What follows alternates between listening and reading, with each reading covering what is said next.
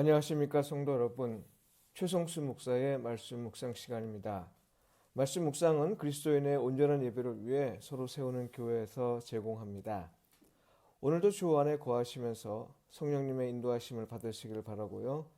하나님과 이웃에게 복음에 합당하게 반응하며 사시길 축복하며 기도합니다. 오늘 묵상 본문은 시편 72편 말씀입니다. 하나님이여 우리를 다스리고 돌보소서. 이 제목으로 말씀을 묵상하겠습니다.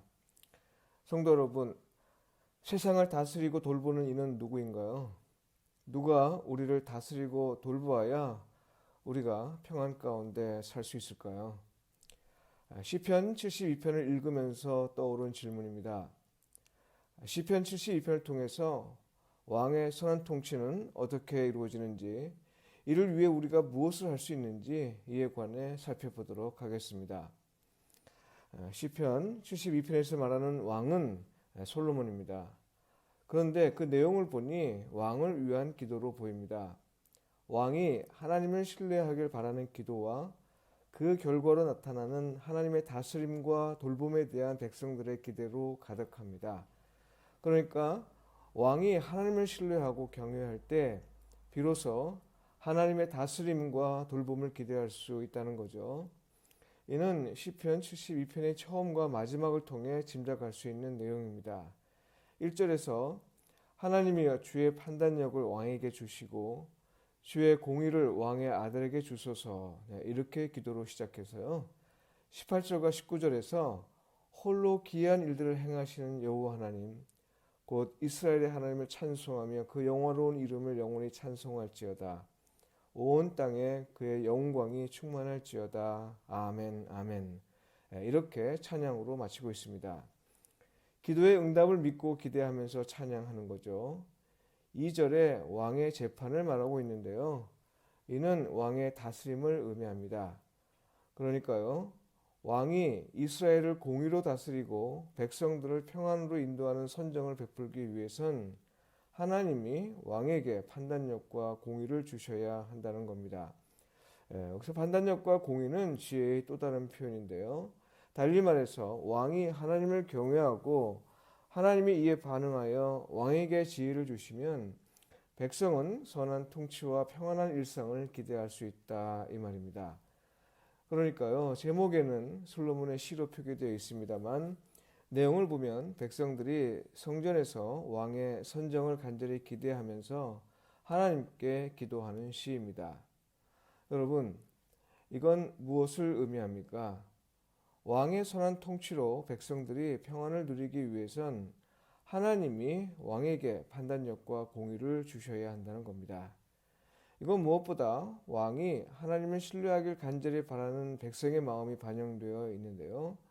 왜냐하면 왕이 하나님을 신뢰하고 경외해야 왕은 지혜를 얻을 것이고, 그래야 왕은 선정을 베풀 수 있고 백성들은 평안 가운데 살 수 있다고 믿었기 때문입니다.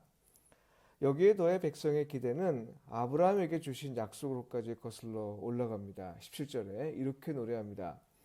그의 이름이 영구하며 그의 이름이 해와 같이 장구하리로다. 사람들이 그로 말미암아 복을 받으리니 모든 민족이 다 그를 복되다 하리로다. 이건 창세기 12장 1절로 3절에서 아브라함에게 주신 하나님의 약속입니다. 왕 한 사람이 하나님을 신뢰하고 경외하고 하나님이 이에 반응하여 은혜를 베풀어 주시면 당대는 물론이고 미래 세대까지 복을 누릴 것이라는 말입니다. 심지어 민족의 꿈까지도 이루어질 것이라는 건데요. 개인과 공동체와 민족의 미래를 위해 왕 한 사람의 의미가 얼마나 큰지 실감할 수 있을 겁니다. 왕 한 사람의 의미에 대해서는 이스라엘의 역사를 보면 잘 알 수 있는데요. 왕이 하나님을 경외하면 나라가 번영하고 백성은 평안을 누립니다. 이에 반해 만일 왕이 하나님을 떠나면 나라가 황폐해지고 백성은 고난을 겪는 이야기로 가득합니다. 이것은 무엇을 의미해요? 세상을 다스리고 돌보시는 분은 왕이 아니라 여호와 하나님이시라는 겁니다.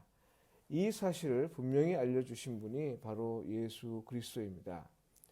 예수님은 우리가 어떤 형편에 있든지 현실에서 누구의 통치를 받고 있든지 우리가 신뢰할 분은 오직 여호와 하나님임을 나타내 보이셨습니다. 심지어 하나님은 예수 그리스도 안에서 성령을 통해 우리와 함께 계심을 나타내 보이셨습니다. 그러니 우리가 비록 세상 지도자의 통치를 받고 있습니다만 우리는 무엇보다 하나님이 우리를 다스리시길 기도해야 합니다. 이를 위해 세상의 지도자들이 내 마음에 들든 그렇지 않든 그들이 하나님을 경외하고 신뢰하도록 우리는 기도해야 하겠습니다. 왜냐하면 그것이 우리가 하나님의 다스림과 돌봄을 받기 위한 길이고요. 하나님의 다스림과 돌봄을 받는 것, 이것만이 우리 그리스도인이 사는 길이기 때문입니다. 기도드리겠습니다. 하나님, 우리를 다스리고 돌보소서. 나라와 교계 지도자들이 하나님을 신뢰하고 경외하게 하소서.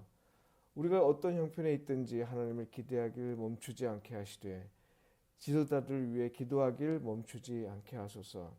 예수님의 이름으로 기도합니다. 아멘.